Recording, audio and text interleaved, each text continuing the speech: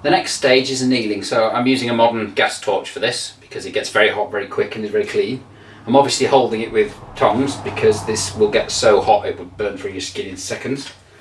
So what I'm going to do basically is just heat one side of it. Obviously the actual tongs themselves will conduct some of the heat, so I'm going to heat one side of it and get it nice and cherry red.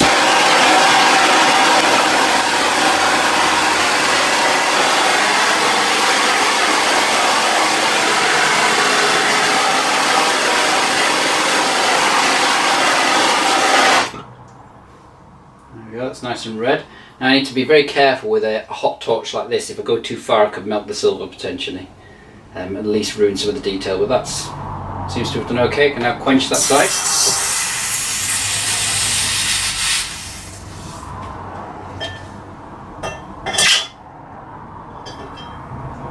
And that side will now be fairly softened and ready to work.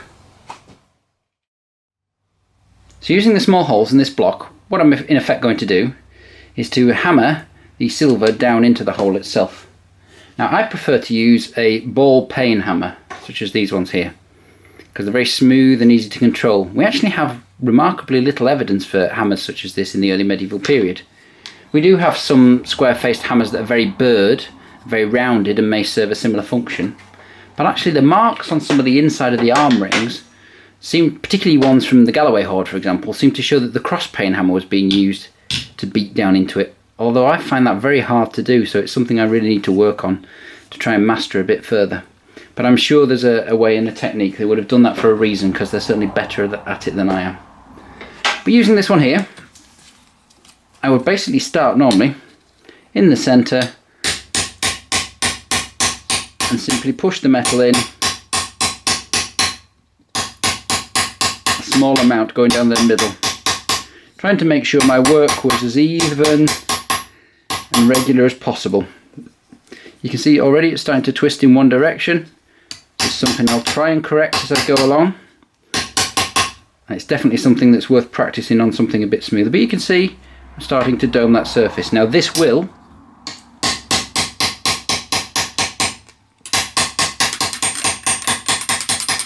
as you go twist up in an absolutely awful fashion.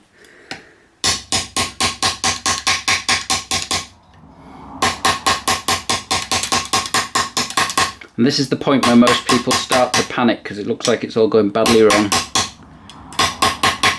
It's not, but it does feel like it.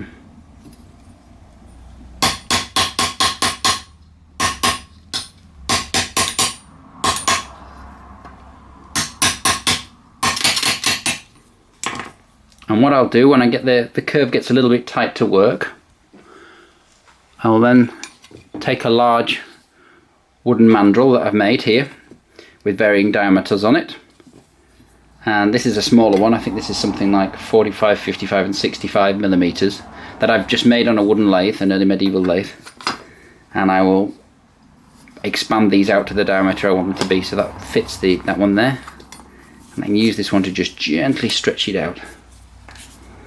And I would use a soft hammer on these as I go along just to expand them. Now you can probably get away with one run across the silver itself, expanding and doming it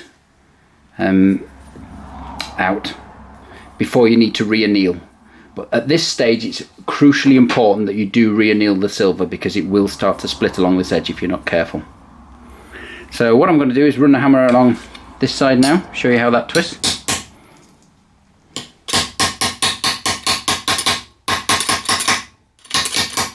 See, already this end's getting in the way a little bit, so I'm going to have to try and open it out a bit. Not easy to do.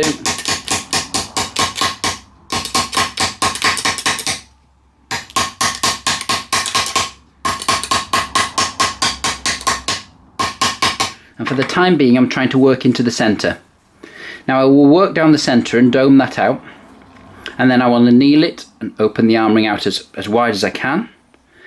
I will open the arm ring out as wide as I can, anneal it, and then I'll perhaps work down the centre some more. When I'm happy that the centre's domed, I will then return and work along these edges a bit, closer to the outside. So I'm expanding the middle first, and then I'm pushing the edge out afterwards to get the full dome shape. So what I'll do is I'll I'll work my way to the end of this one, and then I'll open it out a little bit and re-anneal it and show you a secondary phase of working.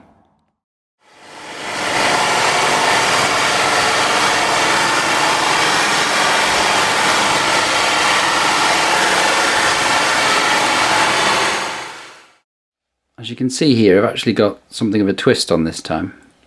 So I think it's important to remember which way round you hit the object first. So, for example, I hit the arm ring this way and then switch to this side. So this time round, I'm going to hit it this way first and then switch to that side. And this can help to even out some of the asymmetry in it like that. But it's also something that you can actually just manually twist and manipulate as you're going along. What I'm going to do next though is I'm going to work a little bit deeper, and I'm going to use a larger mandrel, which I'll bring in a second, to start to shape the ring into its final form.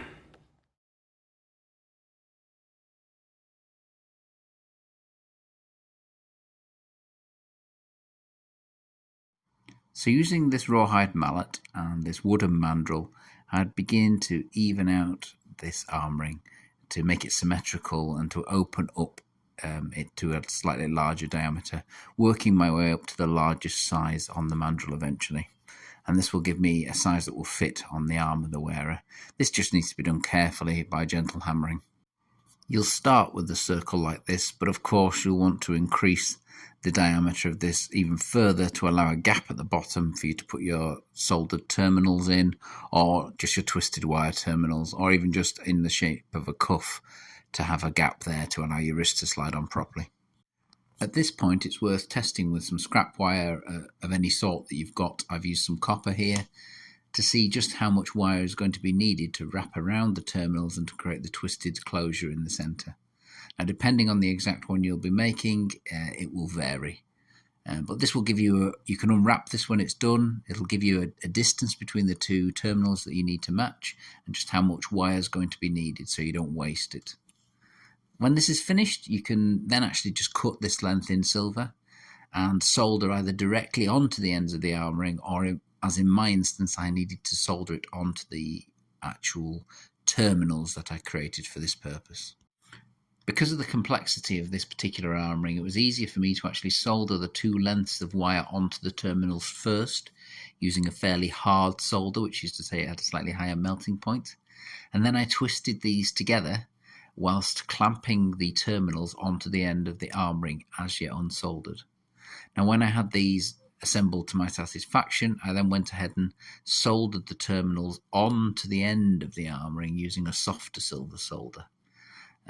So this was, what's gone on here. This is just at the end of this process. It's why it's still all dirty. And this enabled me to basically make sure I had a good fit and a nice match.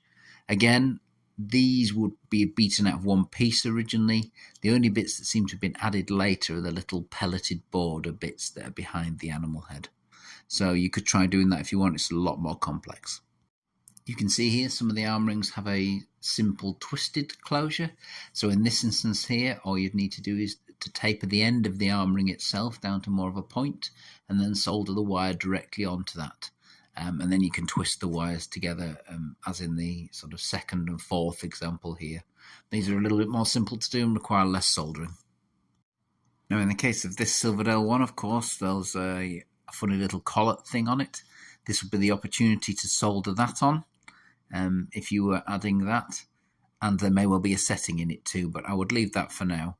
And then it's a case of polishing them up. Now, as you can see, these ones have gone through a brush stage, in effect. So this would involve using something that's abrasive. Now, it depends on what facilities you've got. You could use some finer sandpapers for this. You could use some mops. There's various coarse polishing mops. And at this stage, you're looking to brighten the surface up and to get rid of any burning that there might have been on the surface from all the soldering you've done. If you notice as you're doing this a little bit of a black surface, you need to get a bit more aggressive with your abrasive and get it to this polish. And the final stage, of course, is to polish them. Now, this is normally done with a polishing mop and compound, so you can take it to whatever finish you're happy with. Of course, we've got evidence for all sorts of finishes in the early medieval period, mirror finishes, and then down to more brushed finishes. This wouldn't pass a lot of modern jewellery standards, but it still looks fairly shiny and reflects light fantastically in a long haul. The original of this probably had an amber or glass setting in this collet here, but it certainly wasn't present when it was excavated, so I've left it off as an accurate reflection of the found evidence. But it's completely up to you what you do with yours. I hope you've enjoyed this series of videos and they've provided useful. I'll reinstate again, as I have all the way through. This is a combination of some things I've learned about early medieval metalworking techniques, but also there's a mix of modern things in there. As you've seen throughout, I've used gas, I've used some modern tools, and I've used some modern construction techniques such as soldering the terminals on, partly because it's beyond my skill set, but also partly because of the complexity of actually doing that individually, rather than trying to make these for a number of individuals and make them cost-effective things to own. Thank you very much for watching.